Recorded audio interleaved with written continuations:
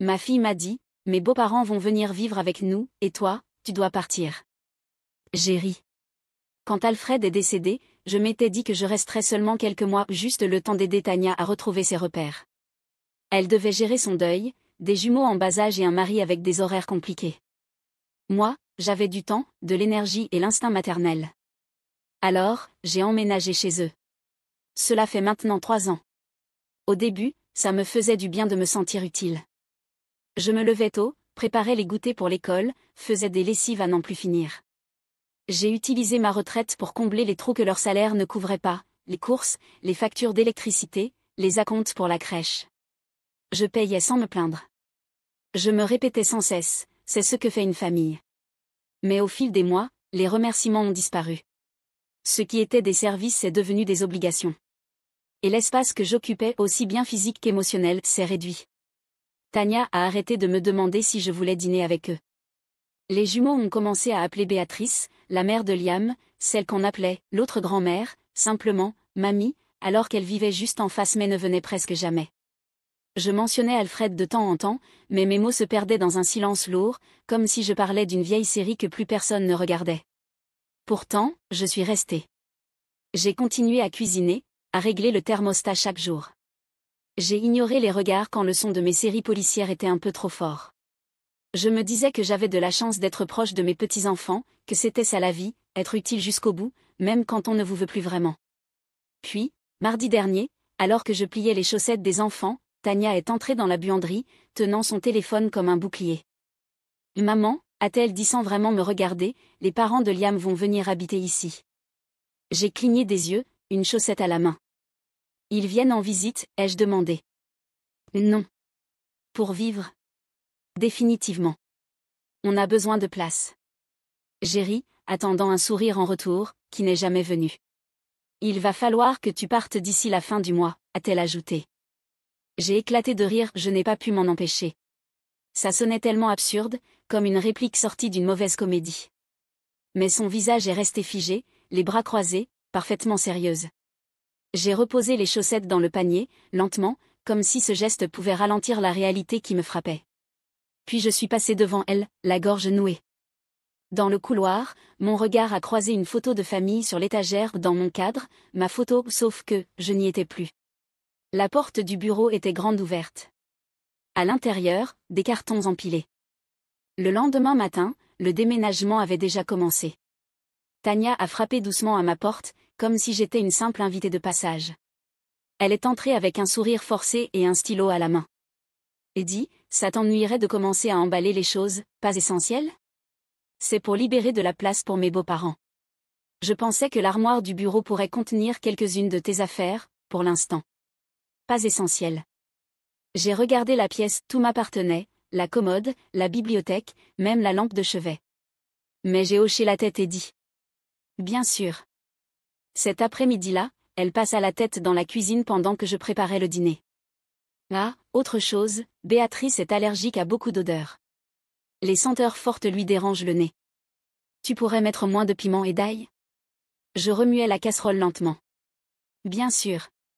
Ce soir-là, alors que j'emportais des serviettes vers la buanderie, je les entendis discuter dans le salon. Je m'arrêtai au coin du couloir, caché derrière la demi-cloison. On va installer Béatrice dans la chambre principale, disait Tania. Diego peut prendre celle du bas. Et ta mère ? Demanda Liam. Un silence. Puis, d'une voix sèche et détachée, elle peut aller où elle veut. Peut-être que les enfants partageront une chambre et on transformera la sienne pour eux. Liam ne répondit pas. Je retournai dans ma chambre, oubliant les serviettes. Un nœud se serra dans mon ventre, comme si j'avais avalé quelque chose de tranchant.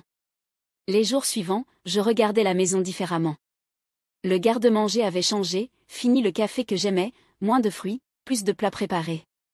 Le thermostat baissait à 19 degrés et personne ne me proposa de couverture. Au dîner, les places furent réorganisées. La chaise de Béatrice était déjà placée à côté des enfants, comme si elle l'attendait. La mienne était poussée contre le mur, rangée. Les enfants cessèrent de me demander des histoires avant de dormir. Tania dit qu'ils étaient trop grands pour ça. Je commençais à passer mes soirées seule dans ma chambre, à manger sur un plateau, en regardant de vieilles vidéos à volume bas. Je pris l'habitude de marcher dans la maison la nuit, pieds nus et en silence. C'était le seul moment où je sentais que cet endroit était encore un peu à moi. J'allumais la lumière du porche, vérifiais les serrures, repliais une couverture oubliée, de petits rituels, comme une mémoire musculaire d'une vie que je vivais encore, mais dans laquelle on ne m'invitait plus. C'est là que j'ai commencé à dresser un inventaire. Pas seulement de ce qui m'appartenait, mais aussi de ce qu'on ne me permettait plus d'utiliser. Dora remuait son thé lentement, le front froncé, en m'observant de l'autre côté de la table. On se retrouvait chaque premier jeudi du mois au Café La Rosa, mais cette fois, c'était différent. Je n'avais pas dit grand-chose depuis mon arrivée. « Il ne te déplace pas », dit-elle enfin en reposant sa cuillère. « Ils t'ont déjà effacé. » Je laissai échapper un rire léger, sans souffle. « Je sais », dis-je. Mais l'entendre dit à haute voix, ça fait encore plus mal. De retour à la maison, j'ouvris mon ordinateur portable et consultai mon compte bancaire. Je ne faisais pas ça souvent, je n'ai jamais mesuré l'amour avec de l'argent, mais les mots de Dora collaient à moi comme de la buée sur une vitre. J'ai passé en revue les relevés mois par mois, courses, factures automatiques, virements directs à Tania pour les extras. J'ai fait un tableau Excel. À la fin, le total tournait autour de 20 000 euros. Je me laissais tomber sur la chaise, ce chiffre pulsant dans ma tête. De l'argent qui avait fait tenir cette maison debout, sans reconnaissance ni gratitude. J'ai ouvert un tiroir et sorti un vieux classeur. Dedans, les papiers que j'avais rassemblés des années auparavant, quand j'avais envisagé d'acheter un appartement après la mort d'Alfred. J'avais alors 50 000 euros de côté. J'étais à 2 jours de signer lorsque Tania m'a appelé en larmes, la crèche des jumeaux avait doublé de prix, Liam était sans travail. J'ai transféré la compte le lendemain. Elle avait pleuré au téléphone, promis de me rembourser. C'était il y a presque 3 ans. J'ai refermé le classeur et l'ai posé sur mes genoux, ses bords usés par le temps. Mes mains ne tremblaient pas encore, mais quelque chose en moi avait changé. Ce n'était plus une question d'espace, ni des allergies de Béatrice, ni des chambres libres ou des menus. C'était être utile, jusqu'à devenir encombrante. J'ai déposé le classeur sur le plan de travail et je l'ai regardé longtemps. Puis j'ai sorti un post-it d'un tiroir et j'ai écrit « Rassembler les papiers ». Tout mettre par écrit. Tout documenter. La note est restée là, comme un rappel ou une promesse. J'ai attendu que les enfants sortent jouer avec leur vélo pour lui parler. Tania était dans la cuisine, remuant une casserole de quelque chose d'insipide, tout droit sorti d'un emballage. Je me suis placée de l'autre côté du comptoir, les mains croisées, comme une patiente qui attend un diagnostic. « Où tu attends que j'aille ?» Elle ne leva pas les yeux. « Je ne sais pas, maman. »« Tu es intelligente. Tu trouveras bien. » Je clignai des yeux, laissant le silence s'installer. « Les parents de Liam ont besoin de stabilité maintenant, » ajouta-t-elle, comme si ça rendait la chose moins cruelle. « Ils sont âgés. Béatrice est prédiabétique et Diego a des problèmes de dos. Ils ont besoin de soins. » J'ai failli rire. Comme si ce n'était pas moi qui me levais tôt pour déneiger l'allée, qui emmenait les enfants chez le médecin, qui cuisinait tous les jours. Comme si ce n'était pas moi qui avais maintenu cette maison à flot quand on n'y arrivait pas. « Tu as déjà eu ton temps ici, » dit-elle enfin en se retournant. « C'est le moment. » Comme si j'avais été en vacances prolongées, pour lesquelles je devais être reconnaissante. Comme si je n'avais pas donné ma vie pour rentrer dans la sienne. J'ai hoché la tête lentement. Je comprends. Je suis allée au salon sans ajouter un mot. Et là, j'ai vu la photo de famille qui était sur la cheminée, celle de l'été où nous étions allés au lac, le bras d'Alfred autour de mes épaules et les enfants avec des glaces à la main. Elle n'était plus là. À la place, un portrait encadré de Liam enfant, à côté d'un garçon que je ne reconnaissais pas. Le cadre était neuf, doré, brillant, bien en évidence. Je suis restée là plus longtemps que je ne l'aurais voulu. Quand je me suis retournée, Tania était déjà montée. Ce soir-là, pendant que la maison bourdonnait de conversations sur les dates d'arrivée et les housses hypoallergéniques, j'ai emporté mon thé dans le garage et me suis assise sur la marche froide à côté du sèche-linge. J'ai sorti le carnet que je gardais depuis la mort d'Alfred et j'ai écrit 2 lignes. Ce n'est plus ma maison. Mais ce n'est pas encore la leur. J'ai refermé le carnet et l'ai glissé dans mon pull. Ensuite, j'ai ouvert le placard au-dessus de la machine à laver et commencé une liste mentale. Je commençais par le lave-linge et le sèche-linge. Je les avais achetés quand l'ancien ensemble était tombé en panne en pleine saison de grippe. Tania était désespérée, Liam était en déplacement. Le lendemain matin, j'étais allée au magasin d'électroménager et j'avais payé comptant. La facture était toujours dans mon mail, datée de 2 ans. Je l'ai imprimée et placée dans un nouveau classeur, étiqueté au crayon, bien personnel. Ensuite, la table de salle à manger. Je me rappelais avoir mesuré l'espace avec Dora, comparé les finitions en bois, choisi une table avec rallonge pour les repas de famille. Cette table avait vu chaque anniversaire depuis la mort d'Alfred, chaque devoir, chaque bol de céréales renversé. Je l'avais payé par chèque, la copie carbone était encore dans mon bureau. Le purificateur d'air était arrivé en pleine saison des allergies, lorsque Tania se plaignait de la toux nocturne des enfants. La cocotte minute était un cadeau de Noël pour moi, parce que personne d'autre n'avait pensé à m'en offrir un cette année-là. Je parcourais la maison lentement, m'attardant sur les objets que j'avais oubliés, le lampadaire du salon, l'étagère du couloir avec des piles et des câbles en rab, le tapis d'entrée que j'avais acheté après avoir glissé. Chaque objet avait une histoire, une trace silencieuse et invisible de mon service. J'ai ouvert un nouveau document sur mon ordinateur et listé non seulement ce que j'avais acheté, mais aussi quand, combien, et pourquoi. J'ai revu mes relevés de cartes, mes factures de magasin, mes reçus PayPal. Les chiffres étaient constants, le récit clair. Quand les enfants étaient couchés et que les lumières du couloir s'étaient éteintes, j'avais 3 classeurs de reçus et de documents imprimés. Je les ai rangés sous mon matelas, dans un coin profond, et j'ai regardé le plafond longtemps. Peu avant minuit, j'ai ouvert une fenêtre privée et réservé un studio pour le week-end, à 15 minutes d'ici. J'ai utilisé un autre nom de famille. C'est juste un test, me suis-je dit. Un essai. Rien de plus. J'ai attendu jusqu'à vendredi.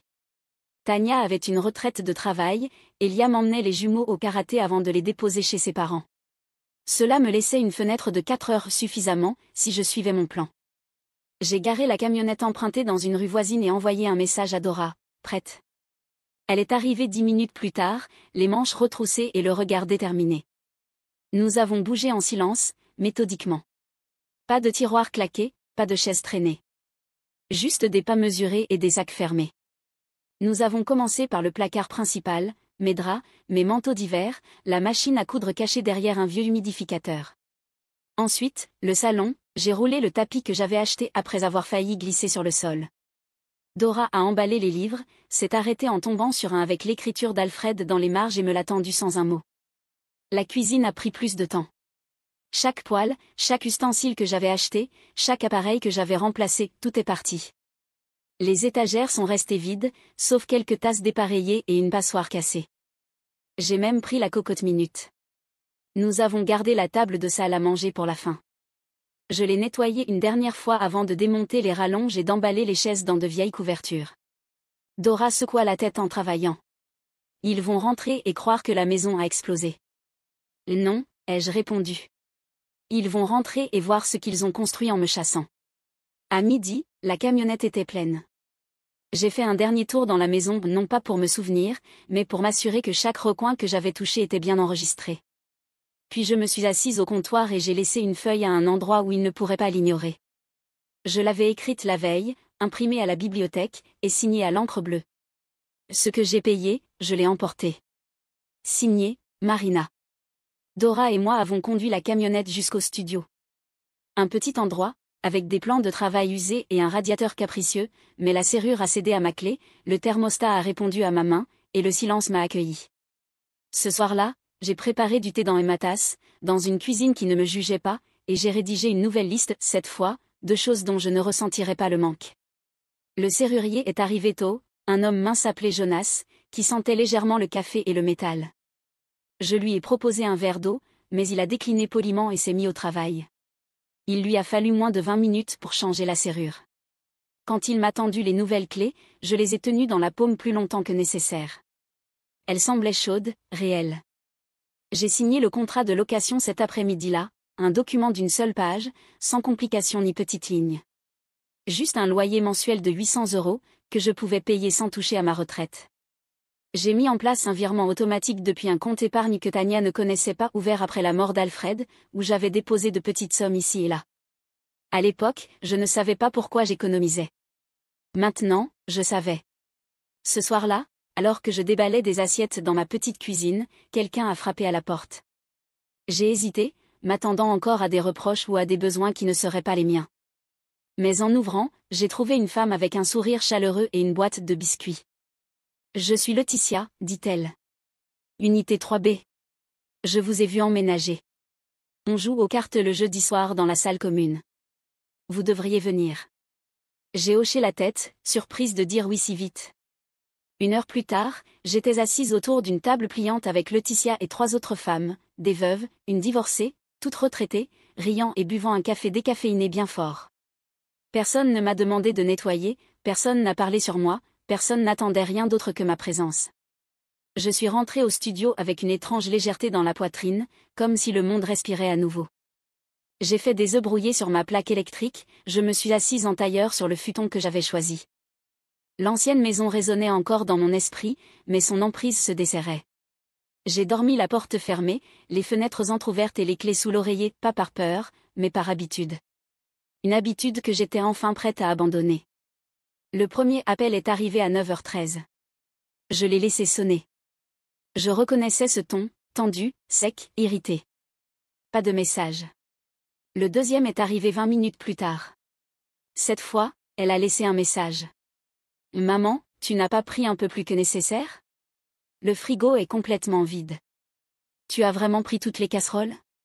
À midi, elle avait déjà appelé 5 fois. Le 6e appel est arrivé à 16h, avec un message qui commençait ferme mais s'effondrait rapidement. Les enfants pleurent parce qu'ils ne trouvent pas leurs céréales, et la cuisinière ne marche pas. Liam essaie de la réparer, mais ce n'est pas pareil. Où est la cocotte minute? Tu as vraiment pris la machine à laver? Oui, ai-je répondu. J'ai pris. J'étais assise à ma petite table pliante, buvant du thé dans une tasse que je n'avais pas besoin de partager, quand le 8e message est arrivé. Maman, s'il te plaît, c'est trop. On ne pensait pas que tout allait disparaître. Tu pourrais au moins rendre quelque chose pour les enfants? Sérieusement, qui prend le purificateur d'air? Quelqu'un qui l'a acheté, ai-je pensé. Au 10e appel, le fil de sa voix a cédé à autre chose. Et écoute, peut-être que je n'ai pas bien dit les choses. J'étais stressée. Les parents de Liam n'aident même pas encore, ils ne font qu'ajouter du désordre. Je ne voulais pas que tu te sentes rejetée. Ce n'était pas une question de ressenti. C'était ce que j'avais enfin accepté. Le 11e appel est arrivé après la tombée de la nuit. Elle semblait fatiguée, la voix rauque. Maman, s'il te plaît. Je ne voulais pas que ça sonne comme ça. Reviens. Les enfants te demandent. Je ne pensais pas que tu partirais vraiment. J'ai regardé l'écran s'éteindre au 12e appel et j'ai mis mon téléphone en silencieux. Cette nuit-là, je suis restée devant la fenêtre à regarder la rue en bas, tranquille, silencieuse, imperturbable. Ils n'avaient pas besoin de moi, jusqu'à ce que je leur manque. C'est différent. J'ai rincé ma tasse, l'ai essuyée avec une serviette que j'avais achetée, et l'ai rangée sur l'étagère que j'avais installée de mes propres mains. Le bureau de Madame Hidalgo était calme, coincé entre un pressing et une boutique de fleurs au centre-ville. Elle parlait doucement, mais de façon directe. Elle a parcouru mes notes et mes reçus un par un, sans juger. Elle hochait la tête en feuilletant le dossier, relevés bancaires, factures d'appareils électroménagers, jusqu'à un vieux ticket de supermarché que j'avais gardé par habitude. Pas de bail signé, dit-elle, mais beaucoup de preuves. Vous étiez une résidente contributive, avec des droits légaux. Si vous voulez un remboursement, on peut préparer une action. Ou bien vous laissez tomber. C'est vous qui décidez. J'ai hoché la tête, mais je savais déjà. Je ne voulais pas leur argent. Je voulais récupérer la dignité qu'ils avaient tenue pour acquise. Cette nuit-là, j'ai écrit la lettre. Je n'y ai pas trop réfléchi. Tania. Je n'habitais pas juste ici, j'y ai investi mon temps, mon argent, mes soins. Tu m'as traité comme une locataire quand ça t'arrangeait et comme un fardeau quand ça t'ennuyait. Je ne suis pas partie par douleur. Je suis partie parce que je me suis rappelé qui je suis.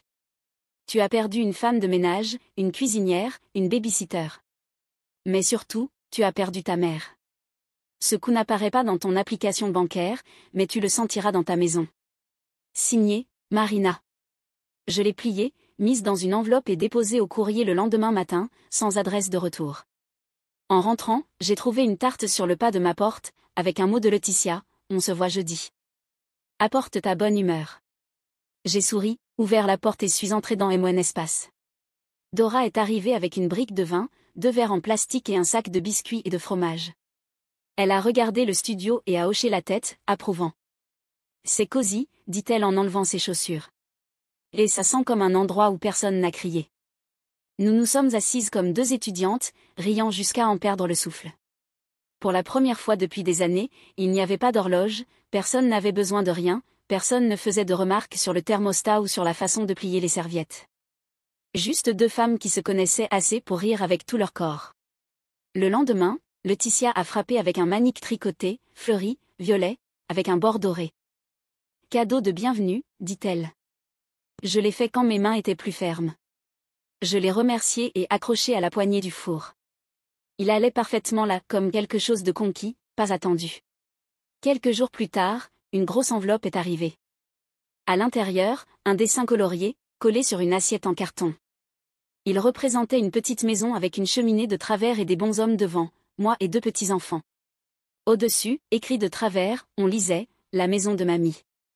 Je l'ai serré contre ma poitrine un instant avant de l'accrocher sur le frigo avec un aimant. Je n'avais plus de salle à manger formelle, plus de chambre principale, plus de couloir avec des photos de famille. Mais j'avais la paix. Et cette fois, je n'étais pas seulement dans la maison, j'étais la propriétaire de la paix qu'elle contenait.